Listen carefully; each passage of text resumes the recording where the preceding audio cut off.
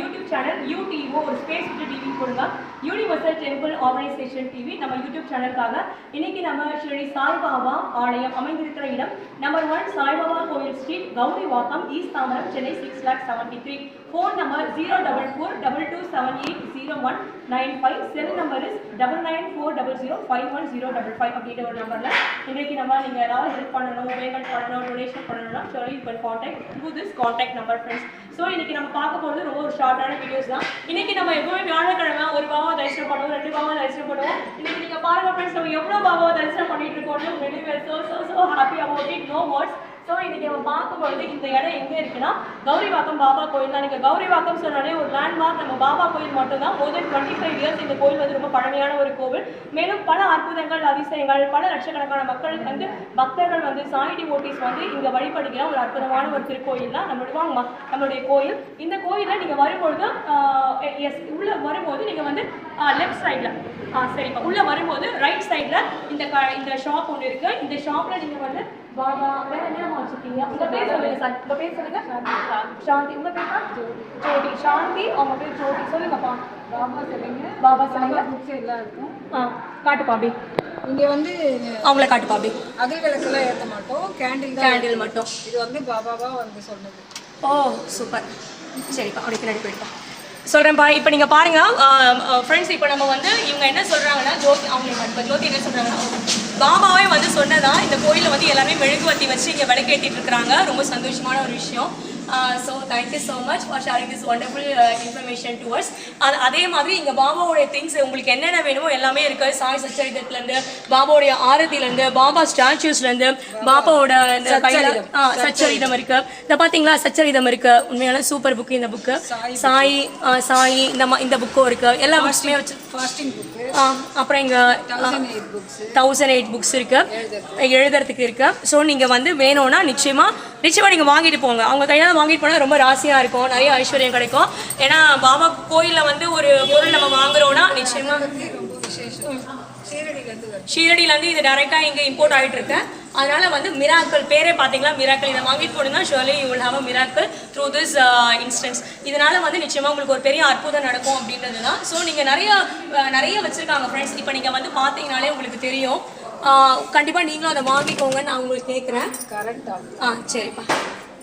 சரி ஃப்ரெண்ட்ஸ், இப்போ நம்ம வந்து ஒரு முக்கியமான ஒரு விஷயம் இன்றைக்கி நம்ம பார்க்க போகிறோம். பாபா வந்து ரொம்ப நன்றிமா, ரொம்ப சந்தோஷமா. பாபா வந்து பல அற்புதங்களை ஒவ்வொரு இடத்துலையும் நடத்திட்டே வராரு. இப்போ நம்ம வந்து ஸ்ரீ சாய் சச்சரிதம் புக்கு அவங்க அந்த இடத்துல வந்து சேல் பண்ணிட்டு இருக்காங்க. நம்ம ஏற்கனவே நம்ம பார்த்தோம். இப்போ நம்ம சாய் சச்சரிதம் ஒரு சின்ன ஒரு இது மட்டும் நம்ம பார்க்க போகிறோம். பம்பாயில் வந்து ஹரிச்சந்திர பிதலே அப்படின்ற ஒரு மனுஷன் ஒருத்தர் இருக்கிறாரு. அவருக்கு ஒரு பையன் இருக்கான். அந்த பையனுக்கு வந்து எப்பவுமே காக்கா வலிப்பு அதிகமாக வந்துடும். அதனால வந்து அவர் என்ன பண்ணுறாரு, நிறைய இடத்துக்குலாம் போயிட்டு பார்க்குறாரு. டாக்டர்ஸை பார்க்குறாரு, அலோபதி வைத்தியரை பார்க்குறாரு, நிறைய மருத்துவ முறைகள்லாம் ட்ரை பண்ணி பார்க்குறாரு. ஆனால் எதுலையுமே அவருக்கு பயன் கிடைக்கவே இல்லை. ஆனால் பாபாவை வந்து இந்த தாஸ்கனு மகாராஜ் அவருடைய கீர்த்தனைகள் மூலமாக பாபாவை வந்து அவங்க வந்து தரிசனம் பண்ணுறாரு.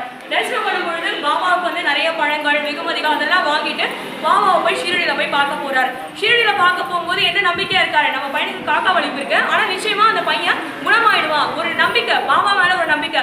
கண்டிப்பாக நம்ம பாபா யார் கைவிட்டாலும் நம்மளை கைவிட மாட்டாரு அப்படின்ற மாதிரி அவர் போயிட்டு பாபாவை பார்க்க போகிறார். பாபாவை பார்த்த அடுத்த நிமிஷமே அந்த பையனுக்கு காக்கா வலிப்பு சரியாகன்னு பார்த்தா அதிகமாயிட்டு ஒரு 10 நிமிஷத்துக்கு மேலே அந்த காக்கா வலிப்பு அதிகமாகிட்டே போயிடுச்சு.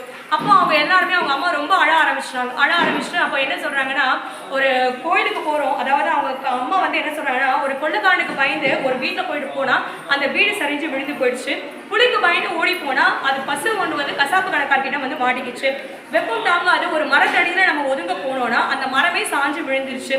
கோவிலுக்கு சாமி கும்பிட போனால் அந்த கோவில் வந்து இழுந்து விட்டது அப்படின்ற மாதிரி எல்லாமே இழந்து விட்டதா அந்த அம்மா நினச்சி அழுகுறாங்க. ஏன்னா என் பையனுக்கு உடம்பு குணமாகணும், இந்த காக்கா வலிமை எப்படியாவது சரியாகணும், பாபா என்னை காப்பாற்றிடுவார் நம்பிக்கையோட அவங்க ஷீரடிக்கு போகிறாங்க. ஆனால் பாபா என்ன சொல்கிறாரு, இந்த மாதிரிலாம் அழுது ஓலம் போட்டு கத்தாத, உன் பையனுக்கு சரியாயிடும், நீ எடுத்துகிட்டு போயிட்டு அந்த 1/2 மணி நேரத்தில் அவன் வந்து சரியாயிடுவான், நல்லாயிடுவான் அப்படின்னு சொல்கிறாங்க. அதே மாதிரியே பாபாவோட பேச்சை கேட்டு அந்த அம்மாவும் அந்த ஹரிச்சந்திர பித்தளை இருக்காங்க இல்லையா, அவங்க மனைவியும் அவங்க 2 பேருமே கூட்டு போகிறாங்க அந்த பையனை. அவங்க மகனுக்கு சரியாயிடுது. அப்புறம் பாபாவை பார்க்க அவர் வராரு. ஏன்னா பையனுக்கு சரியாயிடுச்சு இல்லையா, காக்கா வலிப்பு எவ்வளோ தூரம் எவ்வளோ பேரை பார்த்தா வச்சாலும் கூட சரியாகல. பாபாவை பார்த்த பிறகு கொஞ்ச நேரம் அவனுக்கு வலிப்பு அதிகமா வந்துச்சுன்னா கூட பாபாவோட ஆசீர்வாதத்துல பாபாவோட சன்னிதானத்துல முழுசா நம்பிக்கை வச்ச உடனே அவனுக்கு சரியாயிடுச்சு. ஒரு அரை மணி நேரத்துக்குள்ளேயே அவனுக்கு சரியாயிட்டான். பாபா கிட்ட வந்து நன்றி சொல்றதுக்காக அவங்க வராங்க. வரும்பொழுது அவங்க என்ன சொல்றாங்க, பாபா சொல்றாங்க, உனக்கு சந்தேகம் எல்லாம் போயிடுச்சா, நீ எல்லாம் சந்தேகப்பட்டல, பாபா குணப்படுத்துவாரா அப்படின்னு ஒரு சந்தேகம் உன் மனசுல இருந்துச்சு இல்லையா, உன் சந்தேகம் உன் மனசுல இருக்க அந்த ஒரு டவுட் எல்லாமே கிளியர் ஆயிடுச்சா அப்படின்னு பாபா கேட்கிறாரு.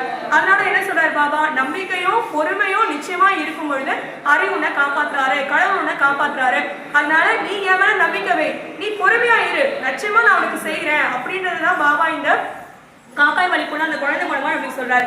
அதுக்கப்புறம் அவங்க பையனுக்கு நல்ல குணமாயிடுச்சு. அவங்க என்ன பண்றாங்க, நிறைய வெத்தலை பாக்கு பழம் இது எல்லாத்தையும் கொண்டு போயிட்டு அவங்க வரவங்க எல்லாருக்குமே கொடுக்குறாங்க. ஒரு சந்தோஷத்தின் வெளிப்பாடு, நான் நல்லா இருக்கேன், எனக்கு சந்தோஷம் நான் எப்படி நான் எக்ஸ்பிரஸ் பண்றது, நான் எல்லாருக்கும் கொடுக்கும்போது எனக்கு ரொம்ப சந்தோஷமா இருக்கேன் அப்படின்ற மாதிரி அவங்க கொடுத்துடுறாங்க. அப்போ வந்து அந்த அம்மாவுக்கு வந்து வார்த்தையே வரல. அந்த பரவாயில்லமா, அந்த அம்மாவுக்கு வந்து வார்த்தையே வரல. எப்படின்னா அந்த குழந்தைக்கு குணமாயிடுச்சுன்ற ஒரு சந்தோஷத்துல, நன்றி வருமா, குழந்தைக்கு குணமாயிடுச்சு அப்படின்ற ஒரு சந்தோஷத்துல அவங்களுக்கு வார்த்தையே வரவே இல்லை. அந்த அம்மா வந்து கண்ணீர் விட்டு ஆனந்த கண்ணீரை விட்டு அழுகுறாங்க, பாபாவே பார்த்துட்டு இருக்காங்க. இதெல்லாம் பார்க்கும் பொழுது அவங்களுக்கு எல்லாருக்குமே வந்து ரொம்ப சந்தோஷமாயிடுச்சு.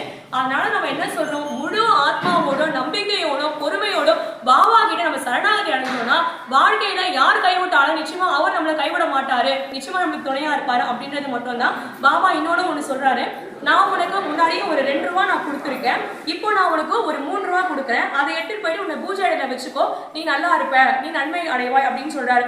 அப்போ வந்து ஹரிச்சந்திர பித்தளைக்கு ஒண்ணுமே புரியல. பாபாவை இப்பதான் நம்ம முதல் தடவையா பார்க்க வரோம், ஏற்கனவே நான் உனக்கு 3 ரூபா கொடுத்துருக்கேன், இப்போ நான் உனக்கு 2 ரூபா கொடுக்குறேன்னு சொல்லி யோசிக்கிறாரு. அதுக்கப்புறம் அவங்க ஊருக்கு போயிட்டு அவங்க அம்மா கிட்ட சொல்றாரு. அப்ப அவங்க அம்மா சொல்றாங்க, இதே மாதிரியே நீ வந்து சின்ன குழந்தையா இருக்கும் பொழுது அக்கல்கோட் மகாராஜ், இவங்க எல்லாம் குருநாதர் தானே ஒவ்வொன்றா வராங்க, அக்கல்கோட் மகாராஜ் கிட்ட நீ சின்ன குழந்தையா போது உங்க அப்பா உன்னை கூட்டு போயிருந்தாரு, அப்போ அவர் உனக்கு ஒரு 3 ரூபா கொடுத்தாரு, ஆனா அந்த 3 ரூபாயை வந்து காலப்போக்கில் அவங்க பூஜை பண்ணாம விட்டுட்டாங்க, பாபா உனக்கு இப்ப 2 ரூபாயை கொடுத்து அமைச்சிருக்காரு அப்படின்னு. அப்ப ஞானிகள் ஒருத்தர் எவ்வளவு ஒரு தொடர்புக்குள்ள இருக்கிறாங்க, பாபா எப்படி எந்த காலத்தையும் அறிஞ்சிருக்காரு அப்படின்றதுதான் உண்மை. ஏன்னா இப்ப ஹரிச்சந்திர பிதளை இந்த ஃபர்ஸ்ட் தான் பார்க்க வராரு, ஆனா அவங்க அப்பா வாழ்ந்த காலத்துல அவர் போய் மீட் பண்ணத பாபா இப்ப சொல்றாரு. அப்ப நம்மளுக்கு என்ன தெரியுது, இருந்து பாபா வந்து முக்காலமும் உணர்ந்தவர், இறந்த காலம், நிகழ்காலம், எதிர்காலம் இது எல்லாத்தையுமே உணர்ந்து அவர் வந்து அந்த பிதளைக்கு சொல்லி அனுப்புறாரு. அப்போ பிதளைக்கு தெளிவாயிட்டாரு. ஏன்னா அவர் கொஞ்சம் சந்தேகமா தான் வந்தார். ஏன்னா டாக்டர்ஸ் வந்து எவ்வளவு படிச்சிருக்காங்க, எவ்வளவு சயின்ஸ் வளர்ந்துருக்கு, நம்ம பையனை குணப்படுத்த முடியல, பாபா எப்படி குணப்படுத்த போறாருன்னு ஒரு டவுட்ஃபுல்லான மைண்டோட he visited Shirdi first time. ஆனா பாபா வந்து எல்லாத்தையுமே தெரியுமா அவங்க அப்பா காலத்துல நடந்த விஷயத்தெல்லாம் போட்டு வைக்கிறாரு, எல்லாத்தையுமே சொல்றாரு. அப்போ வந்து ஹரிச்சந்திர பிதளைக்கு ரொம்ப மனசு சந்தோஷமாயிட்டு பாபா மேல அவருக்கு இன்னும் நம்பிக்கையும் அவர் மேல இருக்கிற ஒரு பக்தியும் அதிகமாச்சு அப்படின்றதுதான் அந்த தரிசனத்தின் மூலம். இதெல்லாம் நம்ம என்ன சொல்றோம்னா, பாபா கிட்ட நம்ம எதையுமே மறைக்க முடியாது, அவருக்கு எல்லாமே தெரியும். நம்மளுடைய வாழ்க்கையில என்ன பிரச்சனை இருந்தாலும் நிச்சயமா குணப்படுத்துவாரு. ஏற்கனவே 3 ரூபா கொடுத்தாரு, 2 ரூபா கொடுத்தாரு, என் கையில இப்ப 5 ரூபா இருக்கு, மொத்தமா சேர்த்து 5 ரூபா. ஆனா இந்த 5 ரூபா என் கையில எப்படி வந்ததுன்னு எனக்கே தெரியாது. இப்போ ஹரிச்சந்திர பிதளையோட வாழ்க்கையில 3 ரூபா, 2 ரூபா, 5 ரூபா, இப்ப லதா கையில ஒரு 5 ரூபா இருக்கு. இது பாபாவோட அதிசயம் தான். உண்மையிலே சொல்றேன், இது என் கையில எப்படி வந்ததுன்னு எனக்கே தெரியாது. இது கௌரிவக்கம் பாபாவுடைய அற்புதம் தான். உண்மையிலே நம்ம பாபாவுக்கு நான் நன்றி சொல்றேன். என்னை கூட்டு வந்தவங்க உண்மையிலே ஒரு பெரிய தலைவர். அவரு மக்கள் சேவைகள் செய்கிறவர், அரசியல் பணிகள்ல இன்னைக்கும் மக்கள் உலகத்துல வாழ்வாங்க வாழ்ந்து கொண்டிருக்கும் பெரிய தெய்வம் மாதிரி வாழ்ந்து கொண்டிருக்கும் தலைவர் அவர். அவங்களுடைய சார்பில் இன்னைக்கு நான் வந்ததுல உண்மையிலே நான் ரொம்ப பெருமைப்படுறேன். அவங்களுடைய குடும்பம், அரசியல் வாழ்க்கை, அவங்களுடைய எதிர்காலம், அவங்க வேண்டிக்கிற வேண்டுதல் எல்லா நிறைவேறும் மனசார நம்ம வேண்டிட்டோம். நம்ம யூடியூப் பாக்குறவங்க மட்டும் இல்லை, எல்லாருக்குமா சேர்ந்து ஒரு பொதுவான பிரார்த்தனை நம்ம கௌரிவாக்கம் பாபா கோயில சமர்ப்பணம் பண்றோம். பாபாவோட ஆசீர்வாதத்துல மறுபடியும் நம்ம வரணும், அவருக்கு முகத்தை தரிசனம் பண்ணணும். அவ்வளவு ஒரு சந்தோஷமா இருக்கு, வார்த்தைகள் கிடையாது இந்த சந்தோஷத்தை விவரிக்கிறதுக்கு. உங்க பேர் என்னமா? பிரபா. சாய் பிரபா. நம்ம